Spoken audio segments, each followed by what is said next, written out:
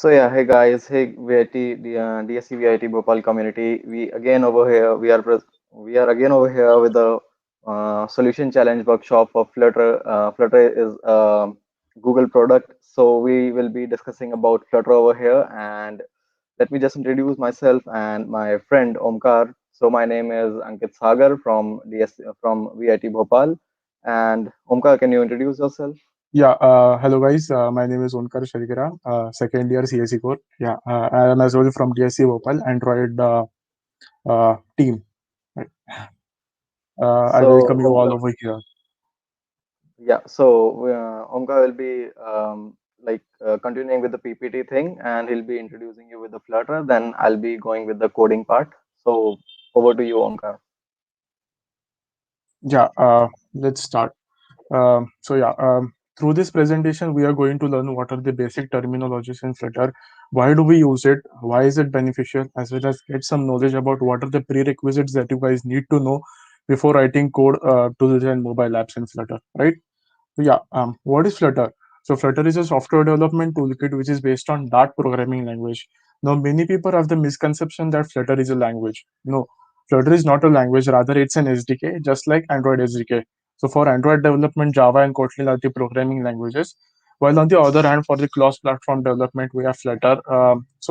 It is like write the code once and run it anywhere, like on Android as well as on iOS, which is again based on the Dart programming language. A brief history about it. It has been developed and funded by Google. It's an open source software, and it is having like approximately 1,000 plus contributions on GitHub. So if you guys think that you need some more improvements in the Flutter SDK, then you can head over to the repository and contribute. Once the changes are approved by the Google community, then it will be sooner or later in the Flutter SDK, right? Now, let's have a look at what is inside the Flutter SDK. So it is a highly optimized 2D rendering engine for mobiles. Right now, the engine is also being optimized for the web, but it is currently in a beta version, which is kind of unstable. But sooner or later, it may land up for the stable version as well. Then it comes with CLI to run, debug, compile, as well as build apps. Now, CLI is the command line interface, which we call as CMD as well, and a rich collection of widgets, which will we get in the deeper part, in the further part of the presentation, and support for Windows, Mac, as well as for Linux. Right. So now, who uses Flutter? So Flutter is basically used by three types of people or developers, which is like designers, to provide a great UI experience on Android as well as iOS. So let's take an example over here of the Reflectly app, which is the award-winning UI of the year app, and it has been again developed using Flutter. Then prototypers to stimulate the working of the final product, and developers to develop great fully functioning apps like chat app or wallpaper app, etc. In the recent times, the Google Pay's beta version is also being developed using Flutter, as well as other companies like Philips Hue and Dream 11 are also using it to develop their apps, right? So now from here we'll move on to the like technical side of the language, which is the Dart language, which is like essential to like program using Flutter, right? So the first and foremost topic is strings. So like there are two types in which we can define a string. Which is first is like a normal string wherein you put the data type name, which is like string over here, and second one is explicitly defining the string, like let the language decide what it is. Like it's a string, then it will show this as a string or an integer. So it's kind of a dynamic thing wherein it language decides what it is, right? And then public and private, again, this is one of the important part. So like an underscore before a function or a variable name makes it a private thing.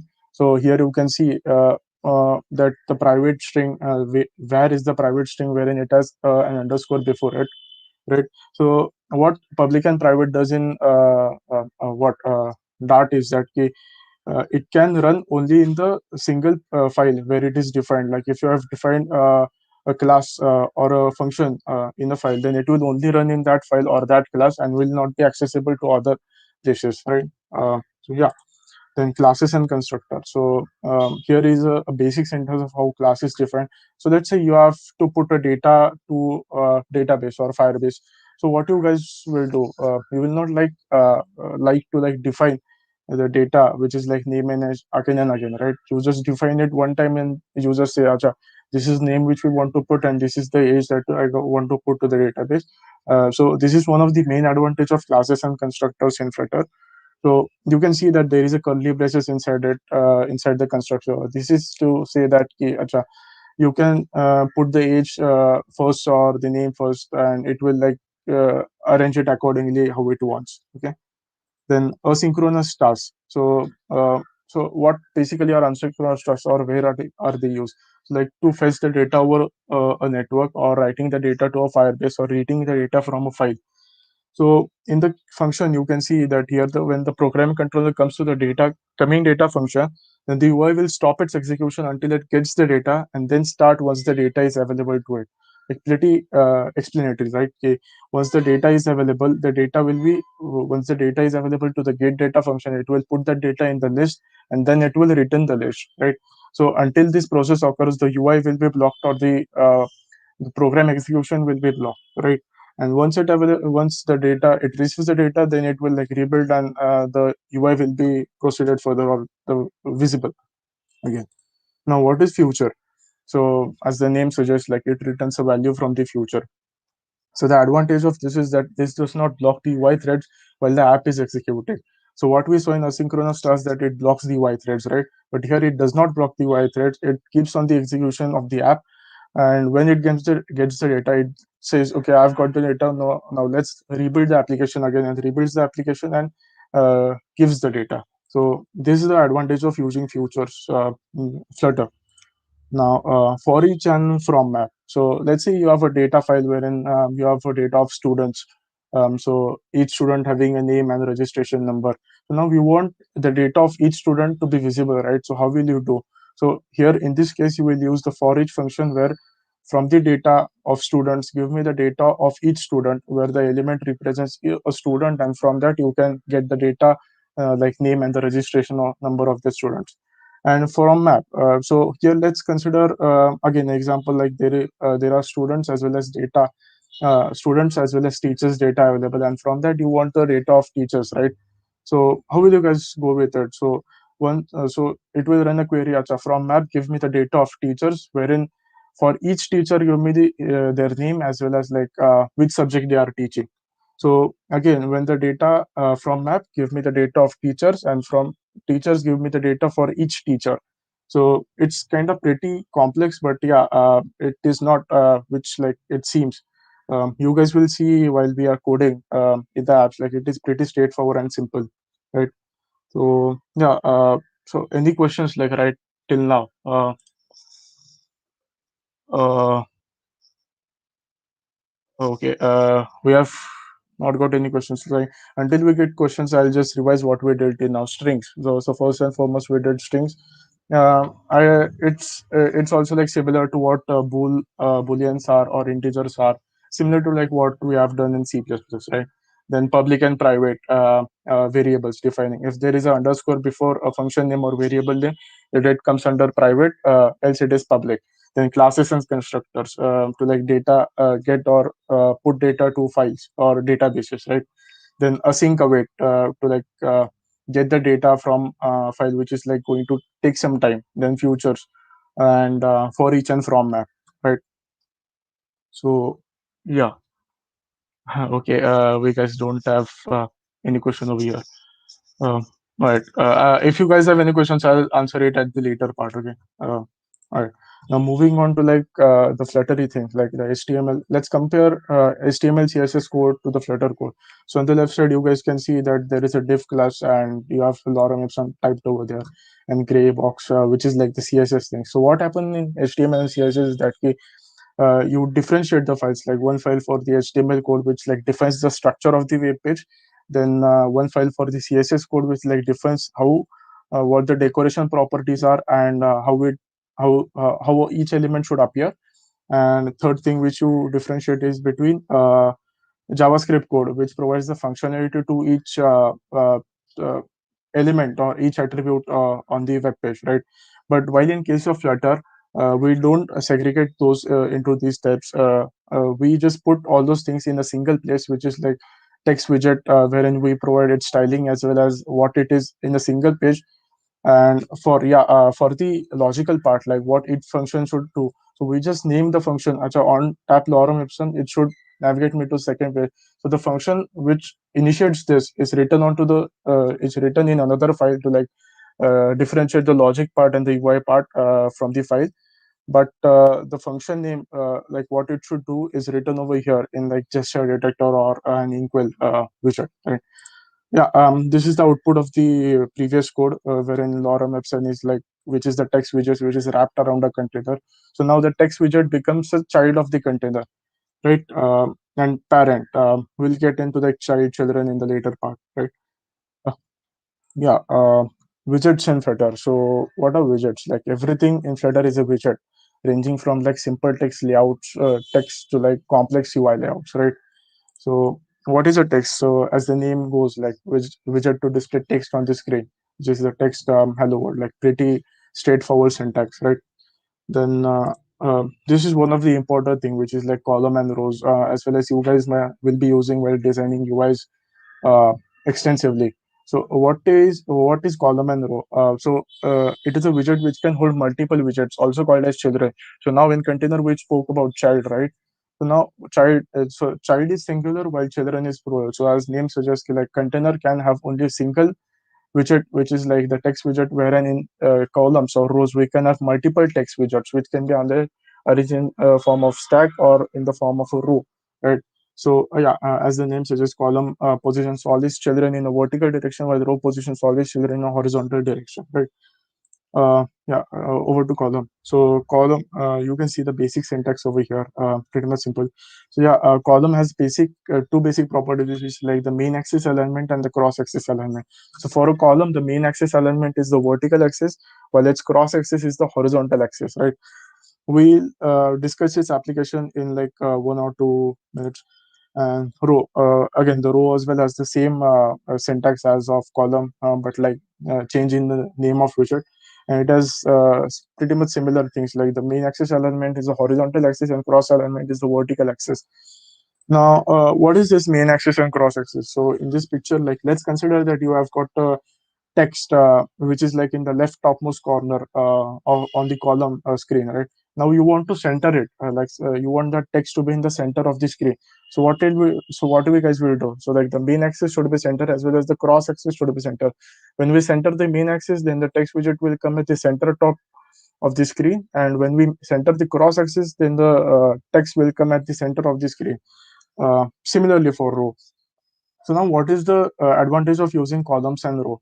So like the main advantage is that whatever maybe your screen says, it will always align the text widget in the center of the screen, no matter what. Like if anything jumps over it, again it will align it to the center of the screen. So this is one of the advantage of using columns and rows. Then moving on to containers, like in the previous part, like while comparing HTML code with the Flutter code, we saw what container is, right, in the form of code. Container just makes complex UI small by dividing into subparts. Then it gives birth to a child. Again, in the HTML code, HTML versus Flutter code, we saw it gives birth to a text widget, right? And a preferred widget to like apply decoration. So if you guys want to like put background image to a text, then how you guys will do that? It can be done with a container with like decoration property, which has either box decoration or a decorated box inside it. And these are some of the properties which container has. Again, it would be pretty long if I would have stated all the properties. Like there are many more properties, but these are some of the properties which you guys will be using extensively while at least I guess for this session while coding in Flutter. And moving on to like some more widgets. So these are some more widgets. Like I just give a brief introduction about what widgets are, but this the list doesn't stop here. There are many more widgets available in Flutter, as well as you can explore the widgets at flutter.dev.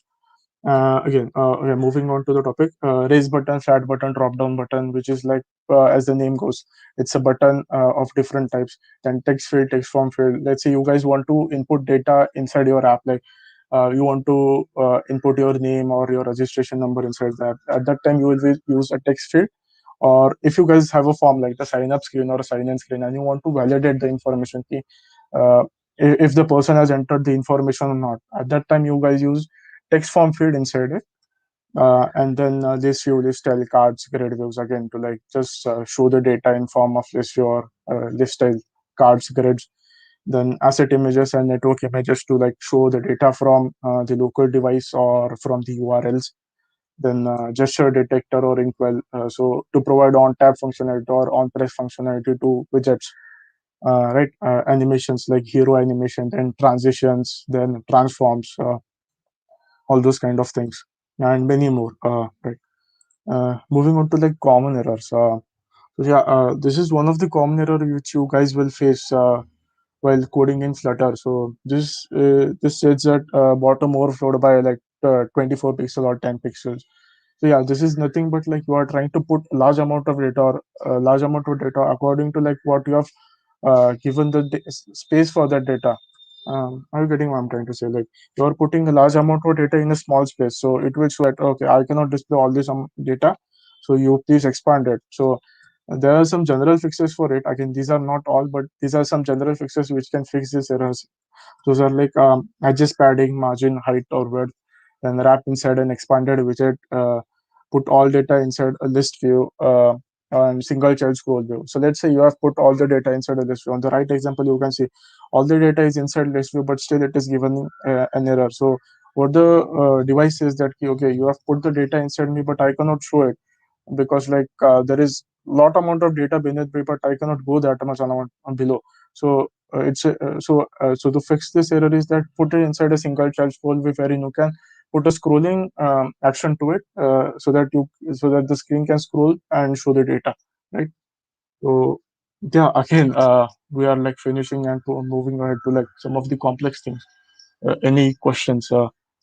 Again, have you got any questions?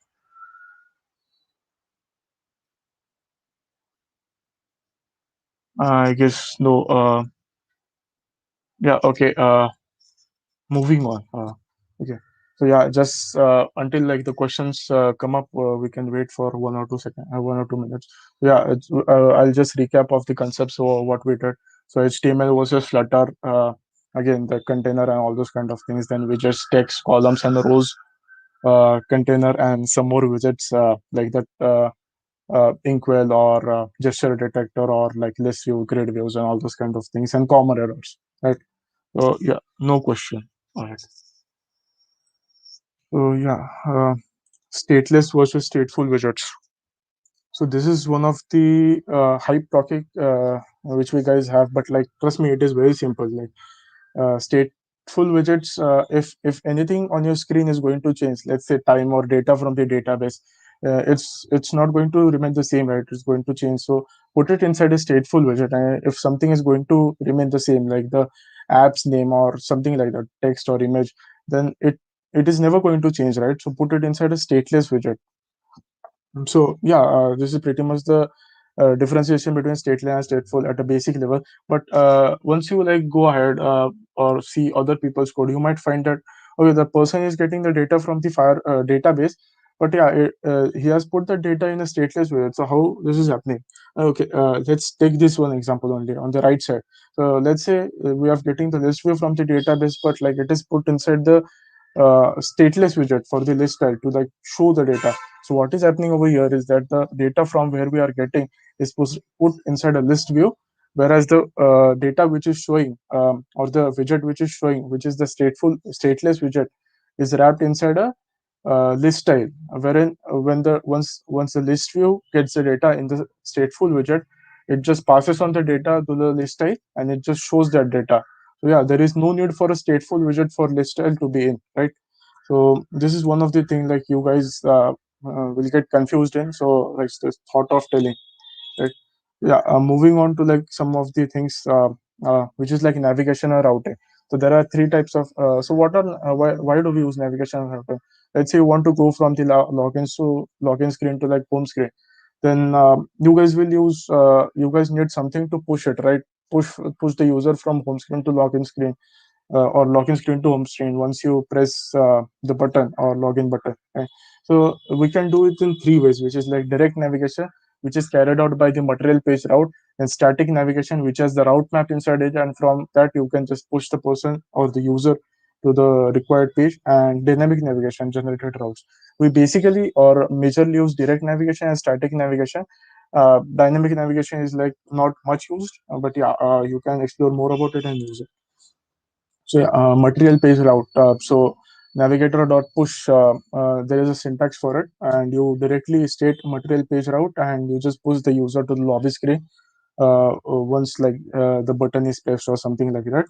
Right. This is the basic syntax for it, and again the route map. So what route map does is that it is first and foremost it is this defined under the main dot file from where the execution of your application starts, right? So you define the initial route for it, so that once the user comes to the application or opens the application, which is the screen that you want to show him first, which is the login screen, right? Obviously, then beneath it you have got the route maps, wherein the leftmost part, which is lobby screen dot route, is the route name, and on the rightmost part it is where the you want to push the user to, right? Same for the login screen dot route and game screen dot route. And below it you can see that navigator dot push name context lobby screen dot route. So this is the syntax, or this is the thing that we use in the code to like from, let's say, for an on place functionality you want to push the user from sign in screen to lobby screen. So at that place you use navigator dot push name, all that syntax, right? So yeah, moving on to packages in Flutter. Now packages in Flutter, which you guys will be again using extensively, as well as in today's session, you guys also will be using a package name, I guess HTTP package and like Cupertino icons. That is a pre-installed package in Flutter. Anyway, so it's an open source library of code that other people have created, which you can incorporate or implement in your code or project to make it work easy and less time consuming. So let's say you want to integrate Firebase or Firestore, or you want to push data to Firestore. So now you will not go behind and write all these things, all those queries. Gacha. I want to push the data, so like all this authentication, all those kind of things. Else you can just import the package in PubSpec file, which we'll study in the next slide, and you can just import it into a code, and you're done. Like just pass on the queries where you want to push the data, to which collection you want to push the data, and you're good to go, right? So yeah, this is again you guys will be using extensively. Uh, PubSpec.yaml file. This is one of the major file in Flutter. So what it does is that it allows us to decide how our application will work, as well as set constraints for the app. So it contains the project's general settings such as name, description, version of the project, which you can see in the like first and second line. Then project dependencies, which is again also called as packages, wherein you put your packages, which is you can see in the code on the 15th line. You put it icons. So this is one of the package from the pub.dev website. And project assets, like you want to implement or add images or audio inside your application. So you can just uncomment the code and put the file name over on the 26th and 27th line, right? And yeah, a sweet suggestion to all of you guys: just don't go and play with the pubspec.yaml file, because like every white space matters in this file. And yeah, like there is no problem, but like if you'll mess up, you'll have to rebuild your whole application or restart the whole application from scratch. So yeah, just don't play with the pubspec.yaml file. Also, there is one other file which is called as android manifest.xml file. If you guys have coded ever in Java or Kotlin, you might have used this extensively to like give permission to the application to like use web services or internet or Bluetooth, etc. So this is again one of the important file, but like it's in the future part. Like once we'll code the advanced applications, at that time we'll edit android manifest file. All right. And yeah, I'm getting done through it. Some resources you guys can refer: dart.dev for language related documentation, flutter.dev for the functionality of different widgets, as well as to like learn different widgets. Then pub.dev to explore packages, which will be written by our fellow developers as well. Then Flutter file for docs on integrating Firebase in your application. And the Medium to like learn how to go ahead with designing apps of your own, and yeah, and to learn how to design apps, right? So, yeah, thank you. Yeah, thank you for listening. And if you find this helpful or insightful, then you can spam like hearts in the chat or likes in the chat. I'll just consider as a reward for this session. Right? Yeah. Okay. Any questions, guys? I think in the comment box we have a lot of questions like what is Flutter? So, Onkar, can you just explain what is Flutter? Yeah, Flutter is nothing but like it's a framework which is based on Dart, similar to like what you have learned about React, like if you know. So what is React? React is a framework which is based on JavaScript programming language, right? So similarly, Flutter is an SDK. So in like mobile application development, we don't call it as a framework; we call it as a SDK. Yeah, it is a SDK which is based on Dart programming language, as well as it provides the functionality of cross-platform development. In today's session, you guys will learn like how do we put it for cross platforms. Let's say you have typed a code and you can run that code on both the platforms, like on Android as well as iOS. As well as there is a site called as codemagic.io wherein you can download the APKs for each and every file. For like APK file or for iOS executable file for iOS device. Right. So this is I Flutter. think, Omkar bhaiya, you got confused with Flutter and Firebase. The question was, what is Firebase? So what is Firebase? Okay, so you guys might know about what are databases, right? So database is nothing but where you put data inside, and it can be synchronized over all the devices present connected to the database. So the same is with Firebase. So Firebase is nothing but where you guys can authenticate your user with like Google authentication or GitHub or many more authentication services, and then you can and there is some other things like Firebase storage where you can store the images and like retrieve, and other people can retrieve. How can I explain this more detailedly? Like, okay, let's consider the example like you are designed an application where all the people have to put their notes over it, right? It's a notes distribution application for the college. So how will you guys go ahead with that? You can use Firebase storage for it, and all the people who want the notes can just search the notes name and can download it from there.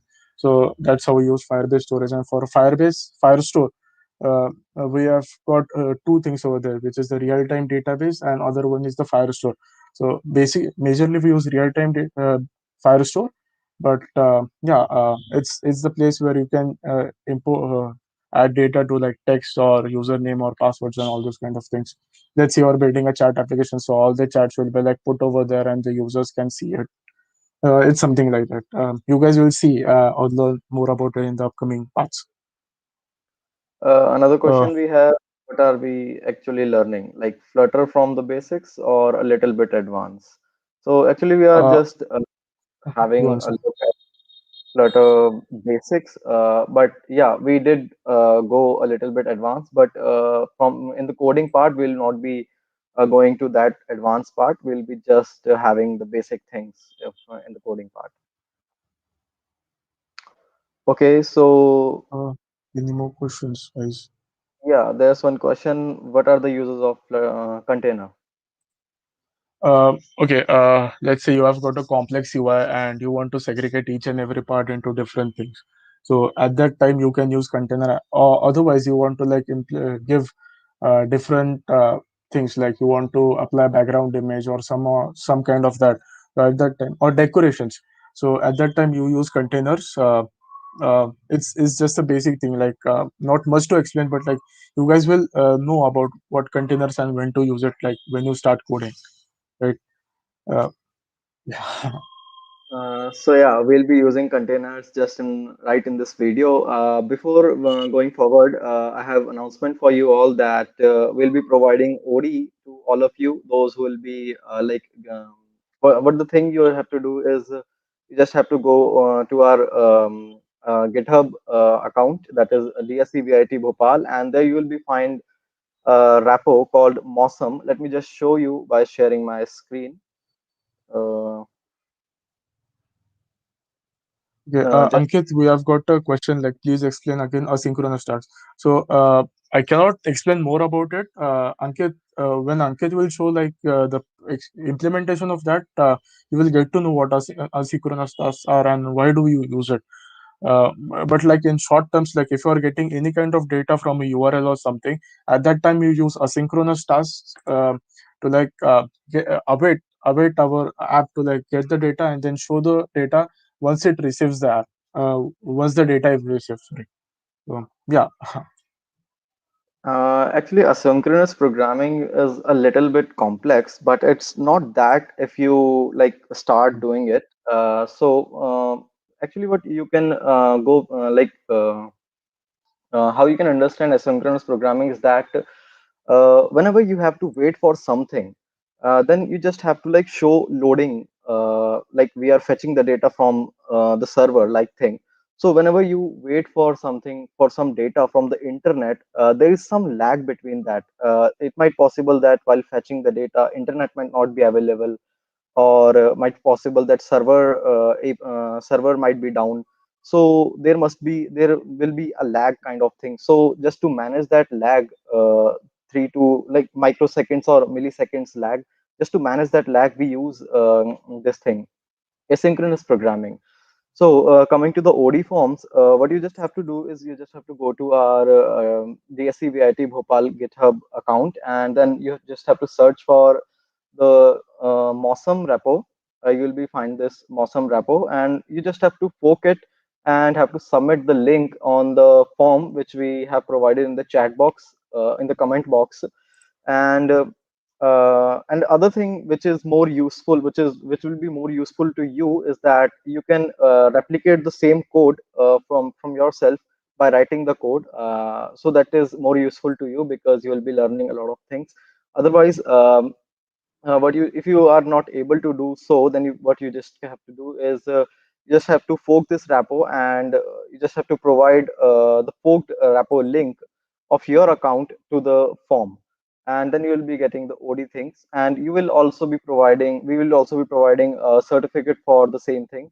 So those who will be like submitting the form of OD, and who will be providing the link for this forked repo, they will be getting certificates and OD from our side, from DSCVIT Bhopal side. So let us just continue with the Hmm. coding part. Okay, Uh, one last question. Are there any major cons in Flutter when compared to React Native? I haven't done more coding in or that much amount of coding in React Native, but yeah, mainly there are many cons in Flutter. Like it's not yet optimized at a great extent. Like it's under currently in development mode, as well as the packages which are there. Like if you want to implement a Bluetooth functionality in your app, so there are the packages are as well unstable. So yeah, this is one of the con of Flutter, that it is not yet stable or not yet in a stable mode, wherein like each and every previous code can run right now, right? So yeah, the documentation is again and again getting updated. So yeah, that's it. So yeah, this is the con of Flutter. Right. Okay. Yeah, Ankit, continue. I'll just move now. Sorry, I was having internet issue, so I went. So yeah, continuing with the coding part. Am I audible? Hello. Yes, you are audible. You are audible. So continuing with the coding part, so you just have to go to your CMD thing, and you just have to go to your desktop then. And if you have not installed Flutter in your PC, then what you can do is you can just head over to the link in the description. We have provided how to install Flutter DSCVIT Bhopal video. So you can just head over to the DSCVIT Bhopal YouTube channel, and then you can just watch that video and install Flutter in your PC, and then you can continue with this. So what you just have to do, you just have to create a Flutter project.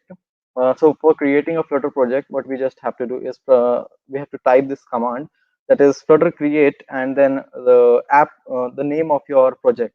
Let's say I'm using Mosam for our weather app. So it will do a little bit of processing. Flutter will do a little bit of processing, and it will be okay. So now you just have to type the CD and then Mosam. What CD does is it will be like taking you to the into the directory. Like I'm going into the Mosam directory, and then you just have to open it with the VS Code or whatever your preferred editor is. And now we'll be heading over to the main lib inside lib main.dart. So this is the boilerplate code provided by Flutter. So what you just have to do is you just have to delete this whole thing. And inside this, I'll be like starting from scratch. So how you can just uh, create this file from scratch. So if you have not installed extensions for the Flutter, what you can do is you can just go over to this extension thing and just type Flutter over here and install this Flutter thing. Okay. Then continuing with this, so what you just have to do is you just have to type stateless, STLESS. You just have to type, and VS Code will automatically give you the suggestion for it, and just press the enter button, and you will be like seeing this thing. Okay, so now I'll be naming it as my app, and we'll be importing some of the files. So for importing files, what I just did, I pressed Control plus period, and it will show you some options. So what you can just do, head over to this import library package flutter slash material dot dart. Material is a UI package provided by Google. It's a UI designing kit from Google. Okay, so now uh, as if you have ever like did programming previously, then you must be knowing that every programming language have a thing called main function. The compiler targets that main function to run your program. So in this also we do have a main function, and we'll be using our modern arrow thing to just to just notify the main function that from where the app is need to be started. So this is our root part. This is the root of your app. The main function will trigger this thing. Okay.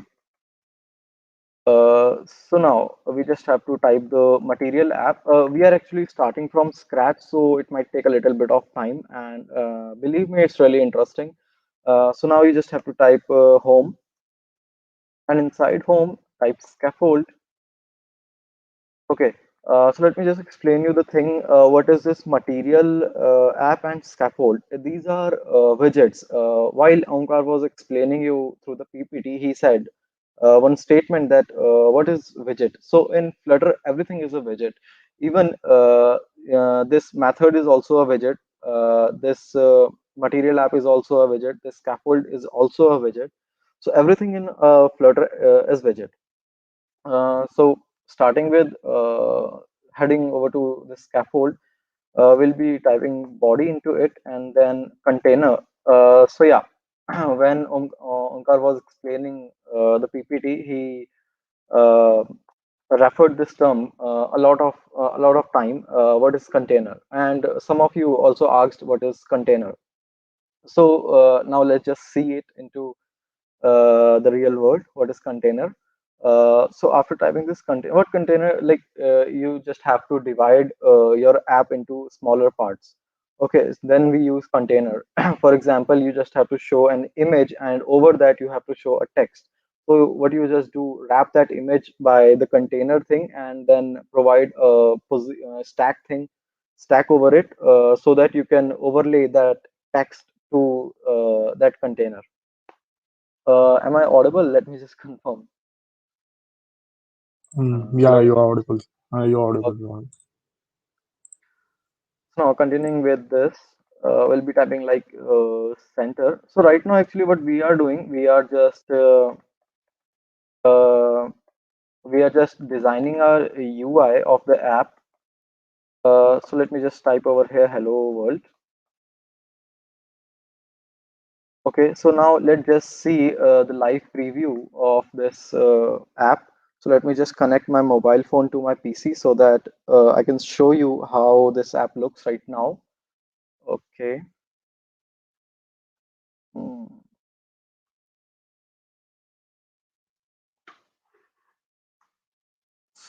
So yeah, I think now you all can see my mobile phone screen.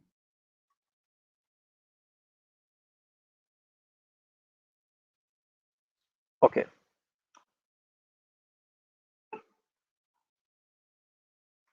So now let's just run this app into our phone.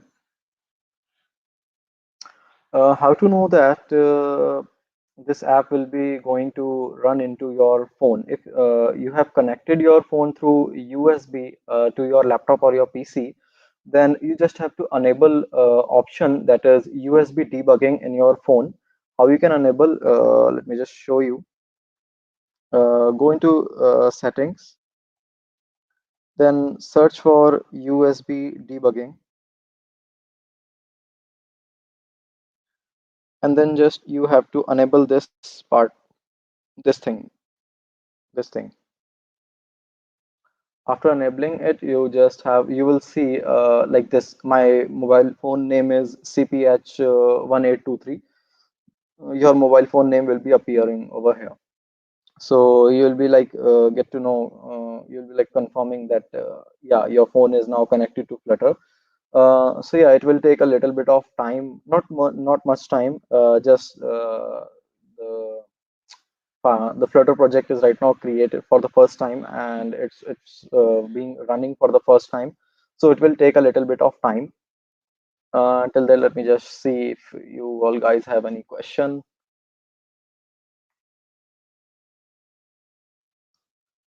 Okay, so we don't have any question yet. Okay,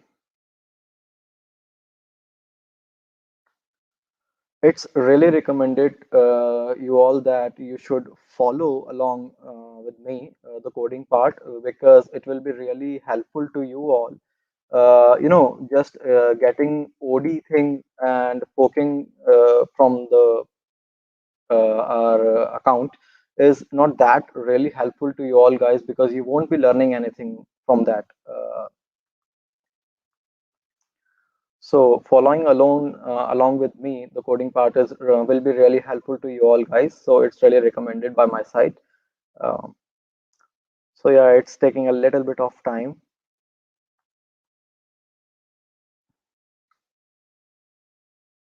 Okay, till the time it's compiling, as you can see, launching lib/main dot file on this mobile phone. So till the time it's compiling, let me just show you the whole coding thing, and I just have to explain you the some of the concepts. And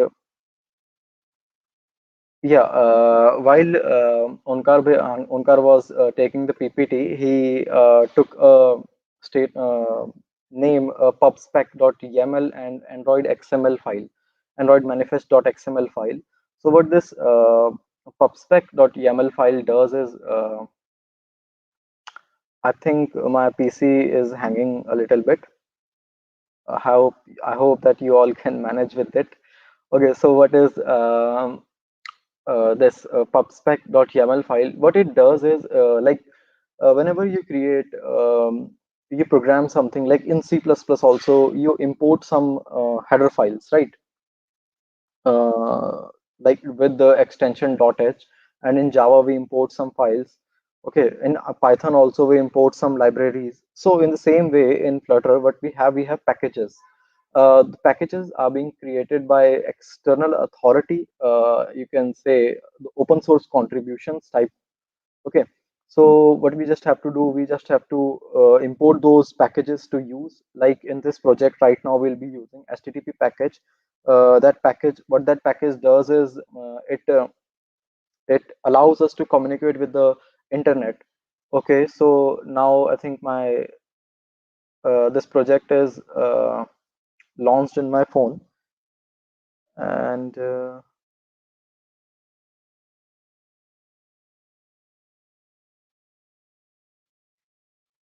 it's taking a little bit of time.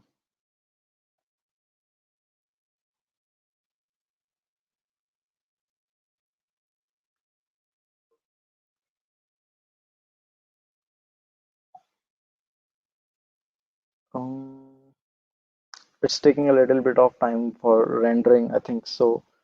Let me just again rerun it.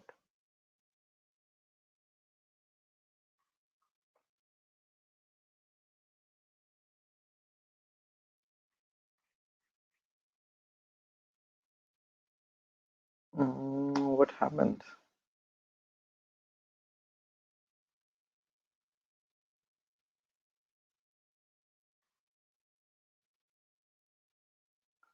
So till the time it's rendering the app, let us just focus on the pubspec YAML file. I think I need to restart the app. Something went wrong. Okay, let me just rerun it. So yeah, it's launching. Till that we can just focus over the pubspec YAML. So yeah, we just import those packages. Yeah, I was talking about HTTP. What HTTP does it allows us to contact with the internet thing. So it's an asynchronous package. So we'll be looking at asynchronous programming too. So how we can use async and await keywords in our in Flutter. So we'll be looking at that. So yeah, if we want to add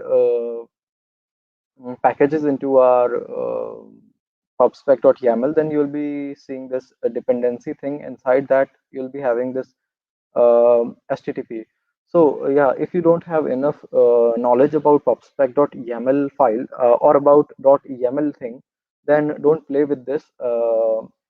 Just click, just enter over here, and yeah, now make sure that the alignment is perfect, because these white spaces matters a lot in pubspec YAML file. If you have ever programmed in Python, then you know that indentation matters a lot. uh,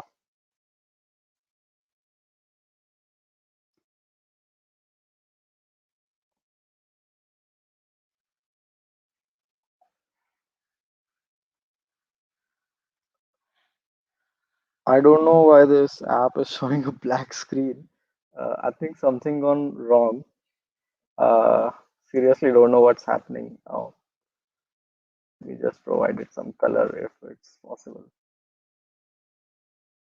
Um,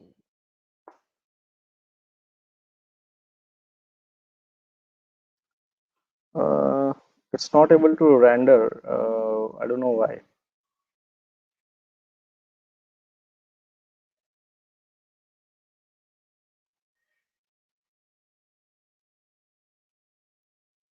So let me just stop it and start my emulator so that we can see in the emulator.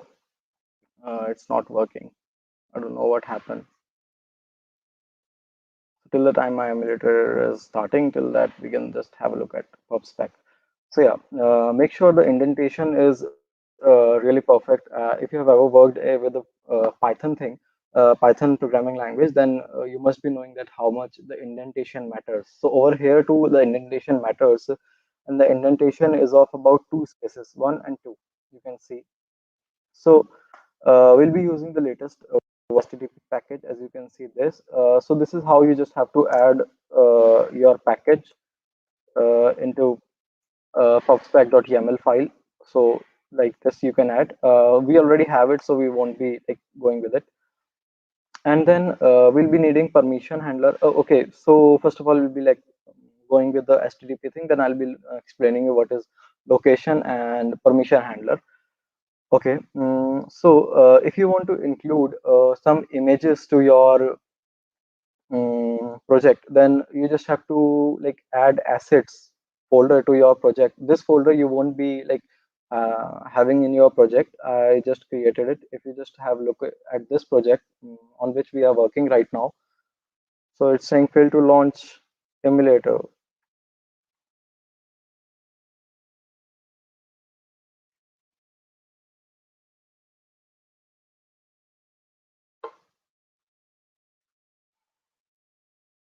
I seriously don't know, guys, what happened to this. It's not able to render, or what happened to it.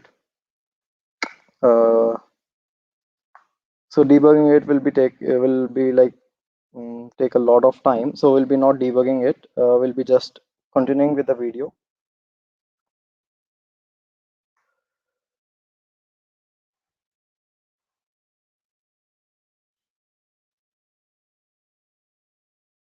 So yeah, coming over here. If you want to include any of the images to your project, then you just have to create a assets folder like this. And I have added one image into it. You can see the loading .gif, and so I have enabled this. In your if you are following me along, then you will be like seeing this thing like commented. So you just have to uncomment it. You can uncomment it by removing this hash from it. And then this you just have to uncomment this thing.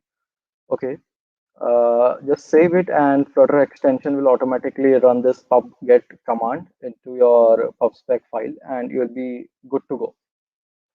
So now coming over to our main project. So yeah, over here. So what we'll be doing is we'll be fetching weather from the Open Weather API, and we'll be like getting the data from over there, and we'll be showing into our app. So to fetch weather, what we either need location, or we either need name of the city or the country. So we'll be like continuing one by one, step by step. We'll be first like we'll be fetching static weather data from Open Weather API, and then if you got time, then we'll be moving it to a dynamic thing, like entering typing the city, and then it will fetch it up. Okay. Oh, all right. So for that, we just have to include HTTP package into our pubspec YAML file. So over here, coming over here into the dependency. Yeah, over here, HTTP package, and then version is this one. All right. 0.12.0 is the version we will be using with our project.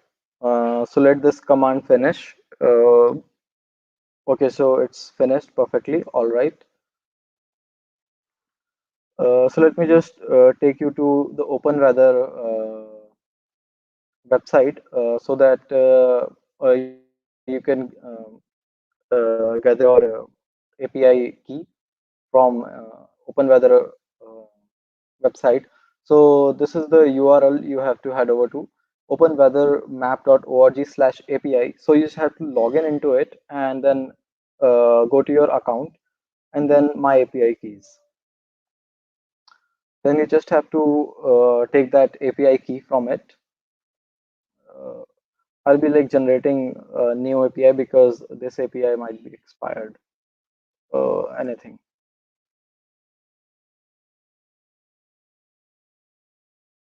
So yeah, I'm having this API key right now. I'll be deleting it.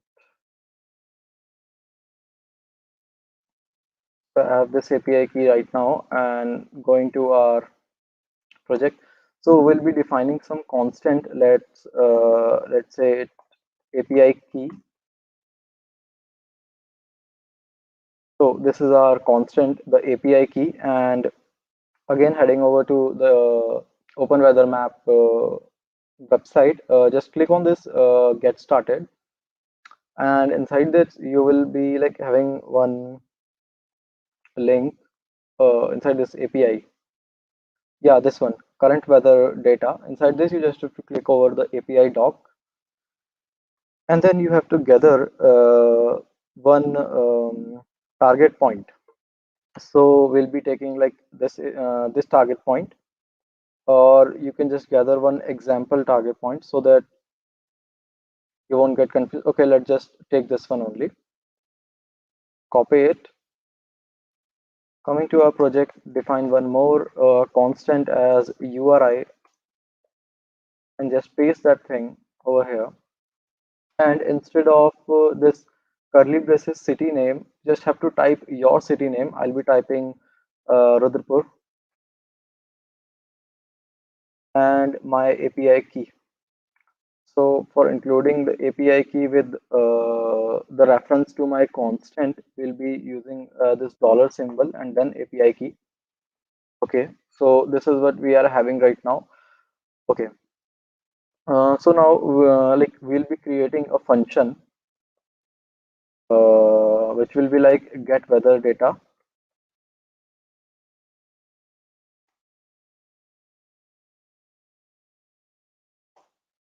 Okay, so this is the function get weather data. Inside this, we will be like fetching the data from the Open Weather API server to our own app. So for that, since the code is really large, I'm just gonna like copy it, and I'll be explaining you all what is it. Okay. So here, what we are actually doing is, yeah, just leave these errors because I'll be explaining these all things. Yeah, when we created our get weather data function, previously we discussed about asynchronous programming language, and the thing we are applying right now over here. The keyword we have used as async is for short form of asynchronous, and what it notifies that in this get weather data function, we will be dealing with asynchronous thing. That means either it can be internet, or it can be getting permission to the from the user, which is really which is also like waiting thing. Might possible that user will read a whole statement, then he will allow or give the permission. So there is some lag between those things. So just to manage that lag, we use asynchronous programming language programming, as I already explained this. So to so how we implement it in real life, we implement it with async and await keyword. So we now just have notified this whole function, that this function will be a synchronous function, and what for what we will be waiting, we will be waiting for this statement. Okay. So now it's showing an error that undefined this thing, and first of all we'll be rectify this http. So what you just have to do, we just imported the package called http. So we'll be importing it over here. So you just have to type import and then http, and then you just have to type as http. So we are like referring this whole package into a keyword called http, and now you can see that http error is no more over here. So now this url error is because of the typo, so we'll be like typing the uri. So this uri will be coming over here, and I'll be removing all other things because we have already included our city and our api key. So we'll be just removing it. So now we are having an error for weather data. So we'll be creating a variable which is WEATHER weather data. Now you can see that error is no more there. Just click over, just head over to this json.decode and press control plus period, and then you will see import library convert. So you just have to import it. All right.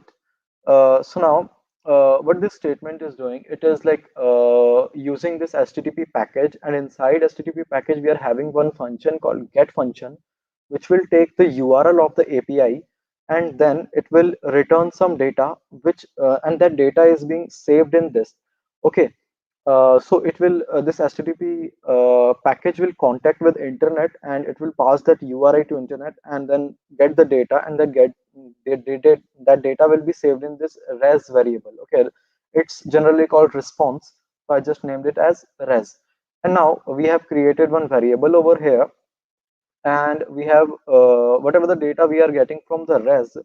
If you've ever worked in a React or a backend thing, then you must know that response have a property called body, and that body like stores all the data. And that right now over here, since we are working with the APIs, API generally provide the data in two format. One is in the XML format, and other is in the JSON format. So right now we are getting in the JSON format. That's why we are decoding that JSON format into uh, uh, we are just decoding that JSON format and storing it, that all the data into weather data.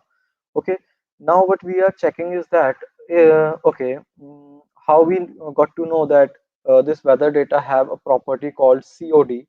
How you can know about that thing is just copy this URL which you got from your Open Weather API. Head over to your browser and just copy your API key also, and paste your API key over here. And now you will see all the data that Open Weather API had provided right now. So you can see I have typed the city as Rudrapur. So its longitude and latitude is this. Whether we are getting ID as this, main as clear, description as clear sky, and we are getting an icon code for it. And at the end, you will see that COD is there, which means 200. Generally, in networking, 200 means all okay, and 404 means not found. You all might be knowing about these all things. Okay, so yeah, weather data is provide. We have one property called COD. We are checking that if it's equal to 200, because 200 means all okay, and if that is if this condition is true, then we will be printing our data, that is weather data. And now we are like having this weather data is having one property called weather. We can just see over here like this property weather, and then it will be having main as clear and description as clear sky. So we are right now using the main thing to print in the app. And since now we are using set state, as I previously told that asynchronous programming deals with the lags in the time getting the data from the internet. So we use loading to show user that we are fetching the data from backend or from the server. So that's why I have used is loading false or is loading true thing. So let's just define this boolean variable over here. That error will be gone. Now set state. In Flutter, let's say that Onkar Bhaiya already explained you about the stateless widgets and the stateful widgets. So right now you can see that we are working in the stateless widget. You can see this. It's a stateless widget. Okay. So what stateless widget means that it do not have any state. If you have ever worked in React, over there also we have states. We do have to update the states, and in other SDK or platforms, we do have state management. So over here also we do have state management. So what stateless widget means? Let's say your app is dealing with internet or dealing with a database, and you need to change your app data. For example, in WhatsApp, in WhatsApp you have you type the message, and sometimes you saw a typing indicator. Okay, so that means the state is being changing. Why? When the other person is typing, then you are seeing that typing indicator. That means your WhatsApp is contacting with internet, and whenever the other person types, it just notifies you, and then it updates the whole phone's your app's WhatsApp's state. Then it shows the typing indicator. So that way, if we are changing the state of our app, or if we are changing anything in the app, like let's say a text we are changing from anything to other thing, then we need to use stateful widgets. But if we are not changing anything, like we are not having any events, button press is not there, so that time we'll be using stateless widget. Since right now we are dealing with a stateful thing, that means we are getting the data from backend, from API, open weather API, and we'll be updating it to the app. So we'll be needing it. So what we'll be doing is we'll be converting this stateless widget into stateful widget. How we can convert it? You just click over it and press control plus period. If anyone of you don't know what period is, it's a dot. Okay, so just you just have to press control plus dot, and the suggestion you will see convert to stateful widget, and now you can see that it's being converted into stateful widget, and many of the errors are now being removed.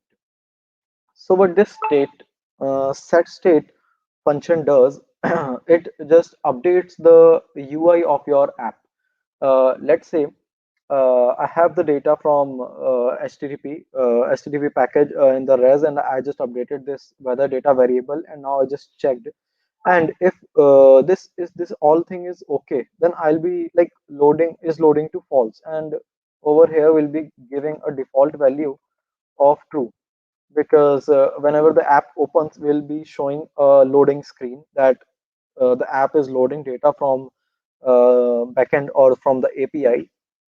And then whenever it just fetch the data from API, will be like doing is loading to false, so that the app gets notified that the loading part is over. Now it just have to show the this weather data.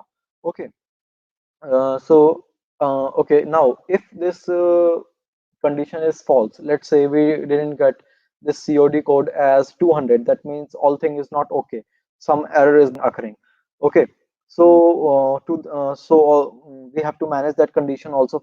So we use else with the if thing, and we just have to update that UI loading to false and then print the COD. That means we'll be notifying the user that something went wrong, either your internet.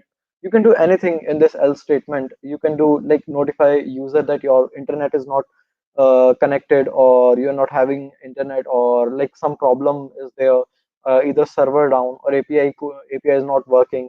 Anything you can do over in this. And we have used a try and catch block.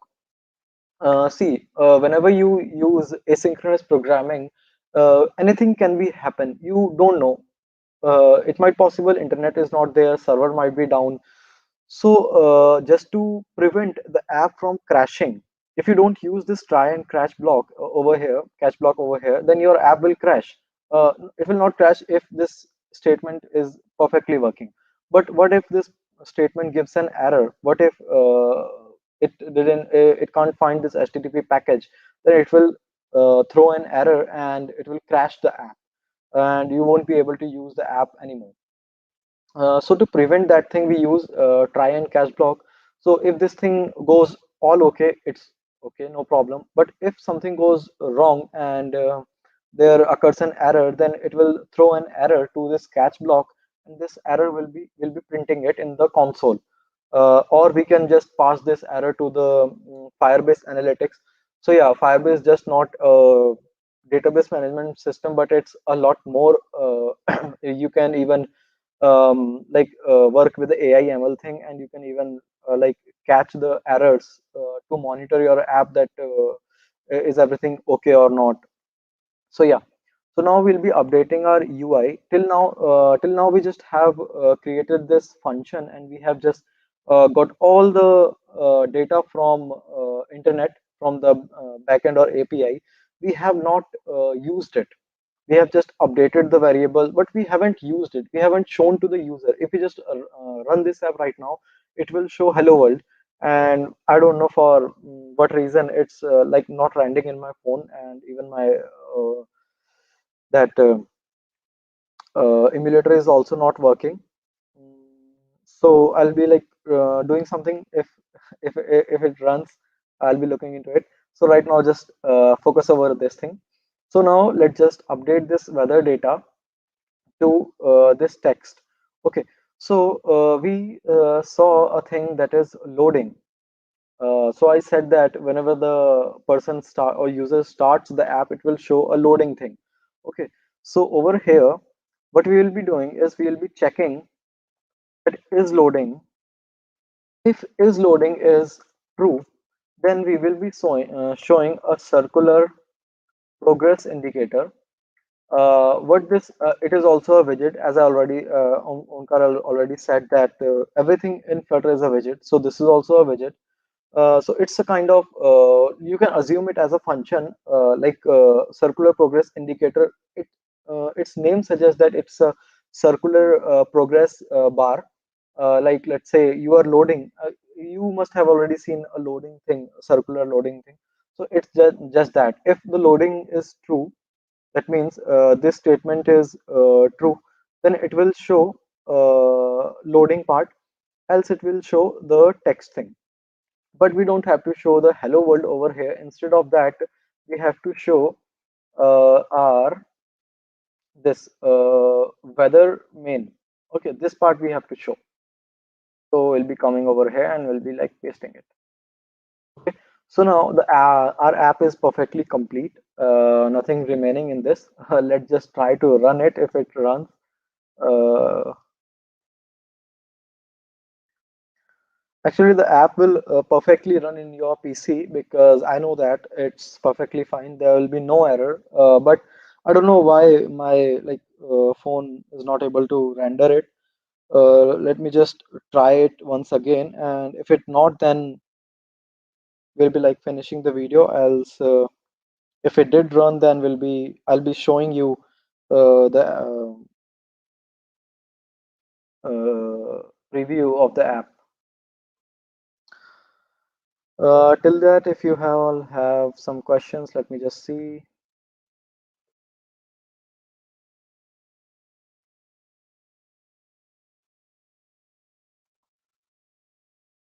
Okay, so we don't have any questions till now. Ankit, there was a question. When to use child widget? Can Okay, you when answer do it? you?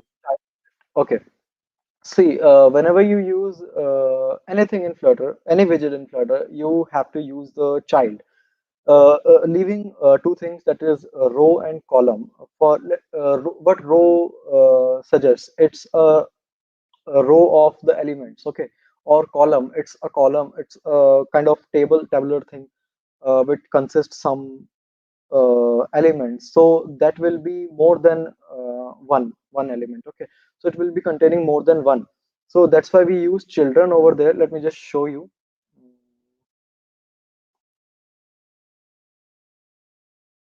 If I type row, and now if I type children, you'll see this, okay. But uh, yeah, for coming to the child part, every widget in Flutter have some properties, and those properties are like, if you just hover over to it, and you will see these properties like alignment, padding, color, decorations. So what child is like, whenever you like define a container, and in that you want to give an image or a text, so you are giving a child to that container, okay. So that text, this circular progress indicator, or this text, is a child of this container. But right now we are using the center as a child, just to manage the UI to the center of the app. So guys, it's not running in my phone. I don't know why, what happened. uh, Okay, so yeah, child. So yeah, we are using center as to do show all the things, this text and this circular progress indicator, to the center of your mobile phone. That's why I'm using the center as child of this container, and then text as the child of the center, and this. So here we are having actually only one child is used, but since we are using that loading part, we are giving two uh, widgets over here, but at a time only single child will be shown to the user, uh, and that all depends on this condition. If the loading is true, then it will show this progress indicator. Otherwise it will show the loaded text, the weather data from the API. So right now, I just run the app in my phone and it's not showing. I don't know what happened. Omkar, can you run this whole app in your PC? And if it did run, then can you show it? Just a second. Like I'm just writing the code. Yeah. In 2 minutes, like I'll just share my screen once I finish it, and we'll write this. By that time, you can just push this code to your personal repository on GitHub so that people can just clone it and uh, uh, Actually, we already have the DSC VIT Bhopal account. On that account, we already yeah. have the rep.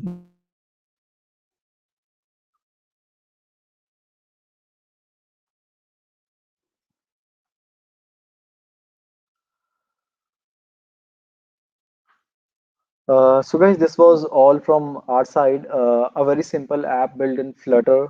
I'm extremely sorry for the issue caused. I don't know what happened to this rendering part. It's just not working. I'll be debugging it after the video. So till that, what I'm just gonna show you right now is that before this video, I created a Mosam app, but that consists some a little bit tricky things, some advanced things. So I'm just gonna show you, and I'm just gonna explain you all that thing, what those things mean. Okay.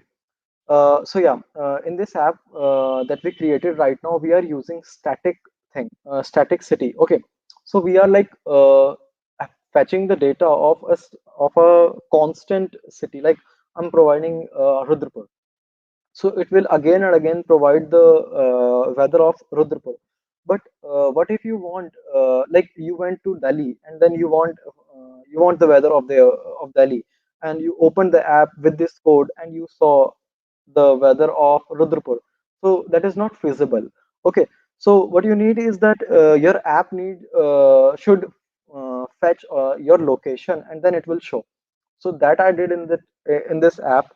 You can see this get location function. What it does, it just gets the location, and since getting a location from your phone or from internet or from that satellite is a time lagging thing. It will provide data, so it will be like there will be a time lag between fetching the data from satellite or from Google map or from anything, okay, from internet. So it will take a little bit of time. That time will be in a millisecond or a microsecond, but that really matters a lot. In that time your app might get crashed. Okay, so to manage that thing, I used asynchronous thing over here, and then I just set the loading part to true, because I haven't used the loading part over here. Okay, so I set the loading to true so that the user can see the loading part, and then it will fetch the location. How it will fetch the location? Yeah, in Android or in iOS, but for getting anything from the phone, you need to get permission from the user. So we are right now over here getting the permission from the user for the location. Okay, uh, I have used, if you just look into the pubspec.yaml, I have used the location and permission handler. What this permission handler does is it handles all the permission handling part. If you need permission of reading contacts, of reading the SD card or the memory location or anything from the user's phone, then you need permission. So it just handles the permission thing, and then location to get the location. Okay, so over here, and since getting permission is also a synchronous thing, asynchronous, because user might read the whole statement that why it needs this permission, and then he'll press on the allow button. So it will take a little bit of time over there. It might possible, the user might take 2 to 3 seconds. Okay, it might possible. So to manage that time lag, we are again using the asynchronous programming. Okay, so we just did ask the user for the permission of using location, and then we use the location package to get the location. And this location package have a function called get location, and that get location will provide two kind of data. One is latitude and other is longitude. Okay, so uh, like this, I've created a function called get weather. In that I have passed latitude and longitude of the region. Let's say I'm right now in the Rudrapur. I opened the app and this function will be executed. How this function will be executed? We have to use init state. What init state does is whenever you click on the app icon, from that part this function will be triggered. Okay, and whatever in this function, that will be started to load. Okay, so right now I'm having get location function into it, so it will, as soon as I press the app icon, it will just head over to this get location. It will get all the location part thing, and then it will pass the latitude and longitude to our function get weather function. Okay, and over here we are receiving latitude and longitude. Now the same thing we did, wait for the HTTP thing to fetch the data from the API. Okay, we set the URL. You can see the URL over here, it's over here, and the API key is over here. So we passed the all the arguments, latitude. Okay, so if you want to know that how to pass the argument, then you can head over to Open Weather API website. On that, let me just show you. If we just in the app we just created, we use this function, this target point. But if you want to use the geographical coordinates, then you can use this one. This geographic coordinates, and this is the target point for it. And now in that you can see it's having an argument called latitude, and other is longitude, and one is API key, API ID. So that's we are passing over here. This latitude is this one, longitude we are passing as a longitude, and API ID, API key we are passing this as it is. Okay, that will provide the data or the weather data of that location. Let's say I'm in Delhi and I opened the app. It just took the location of the Delhi, and then it took the latitude and longitude, and then it will show all the data. Okay, then we'll be checking that if everything goes okay from the weather API part, then we'll be printing it in the console, and we'll be using our set state to update the state of our app, and we'll set the loading part to false. As you can see over here, is loading. If that loading is false, the instead of that circular progress bar indicator, I have used an image for the loading. This is just an, like you can see the image. I have used this one for loading part, and then we have just updated the this thing. So it's a little bit complex. As you can see, I have used too many conditional statements just to manage all the things, all the errors. Uh, so this whole coding part is already on the GitHub. So you can just head over to it, poke it, or practice it yourself. Fill the audio forms, and you will get the certificate for all this thing. And as introduction to Flutter. ओंकार भैया हुआ क्या? I'm getting some errors. I guess it's because of the SDK version. Just a second. Let me just change the SDK version and run it again. Uh, So I think my emulator is working fine now. Let me just see if it works. All right. Finger crossed. Okay.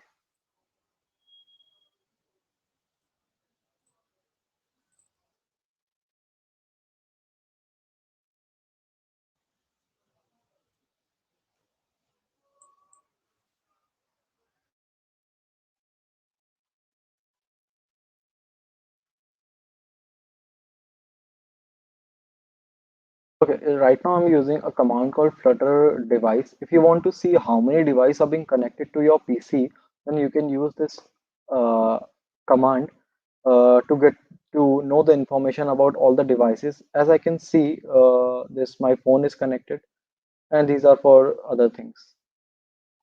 Okay. So emulator is offline right now. It's showing, but it's showing my.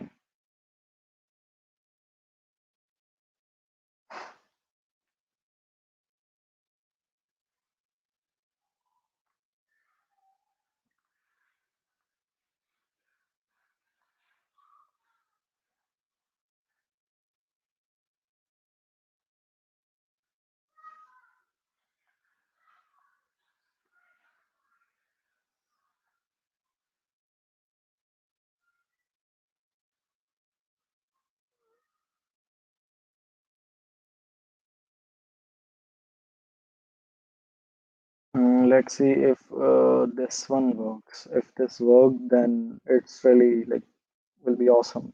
Our video will be successful.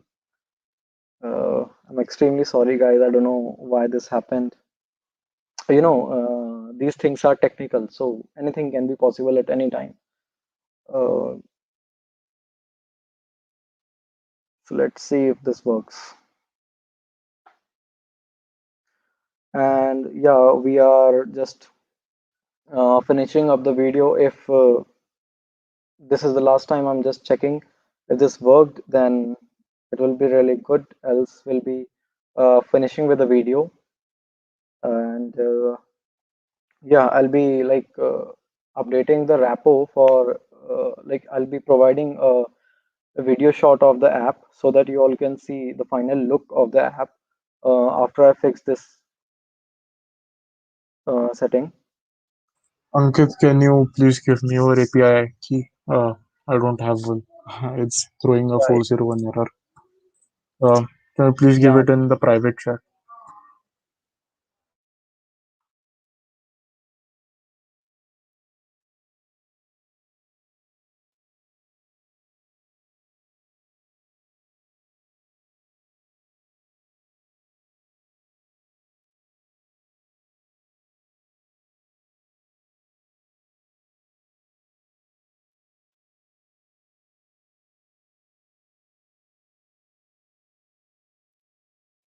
Okay. Uh, just a second. So is it working, Omkar?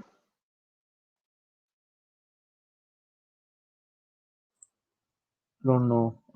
Wait for a second. All Just right, no giving problem. what is it?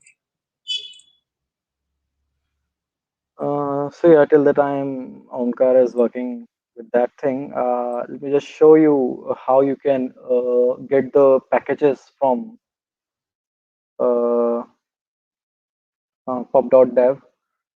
So you just have to type in your browser pub.dev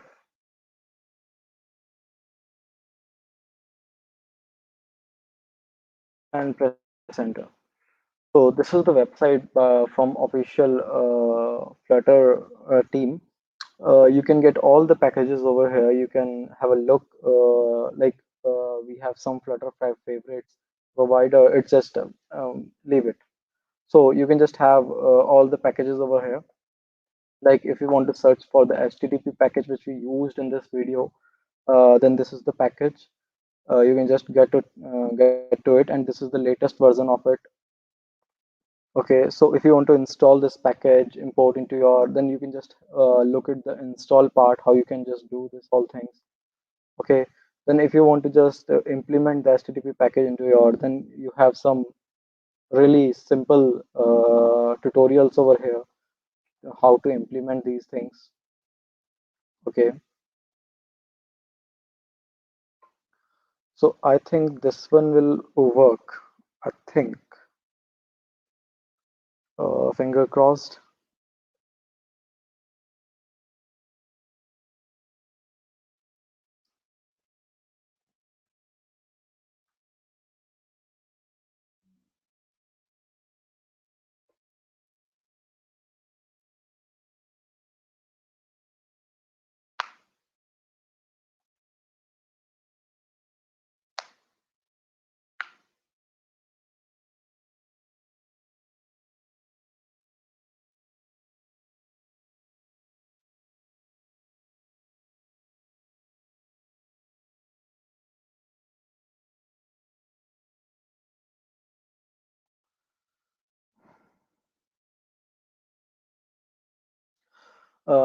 So yeah, like after this video, how you can continue your Flutter journey. If you did enjoy it with this, then we'll be providing more videos on Flutter on the same channel, DSCVIT Bhopal YouTube channel. And you know what you can how you can continue. Yeah, I think my yeah this app worked right now. Let me just show you. Okay,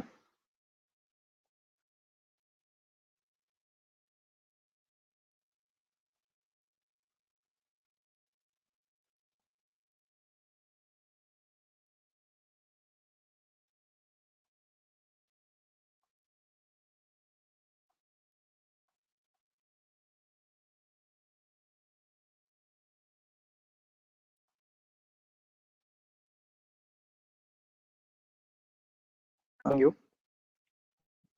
the app.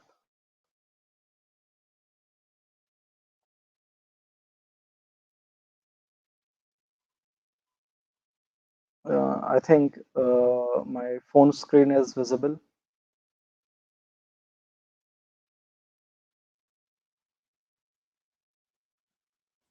Not yet. Now is it? Yes. Yes. Yeah. Now you can see that it's asking me for the permission, and now I'm waiting for a lot more time. Okay, it's like 4 to 5 seconds I've already waited. So if we haven't used that asynchronous concept, then it would have crashed till now.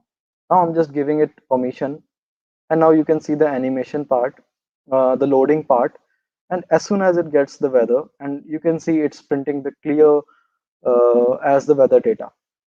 Okay, now just to show you all that, we are really fetching the data from weather API.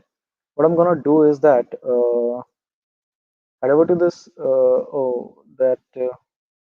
yeah, this thing, and here we have description part, and we have clear sky. Okay, so I'll be copying this description, and where I'm updating the data, I'll be pasting it. Okay,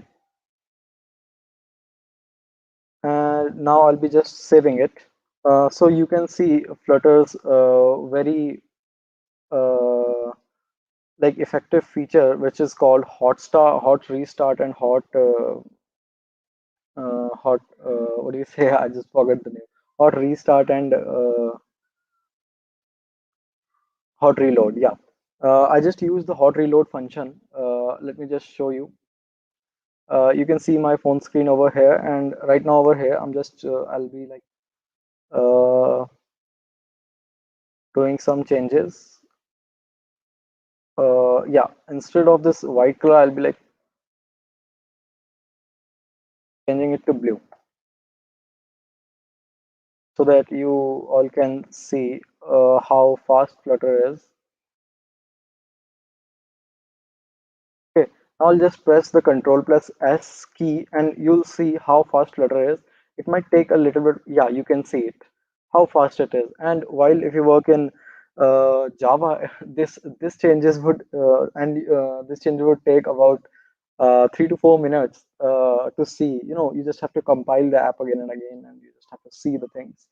So you can't see the live changes in Java and XML thing. But over here in the Flutter, this is the best part of the Flutter. You just see the things within a seconds. Now you might see some lags, but these lags won't happen with you with your case, because since I'm doing a lot of work, I'm doing video streaming, and my phone is being connected with the Wi-Fi to my mobile to my laptop, and it's doing a lot of things. So that's why it's taking a little bit of time. Now you can see. So yeah, this was all from our side. So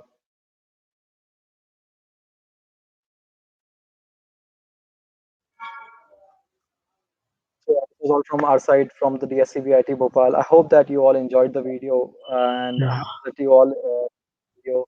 Uh, a very special thanks to Omkar and DSCVIT Bhopal for providing we both opportunity to present ourselves over here. Uh, so yeah, this is the end of the video. Thank you all, guys.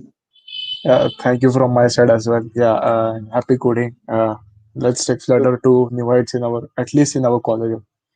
So yeah, thank you for joining. And I just saw all those chats. Telegram OP. Thank you guys for all those comments. Yeah. Uh,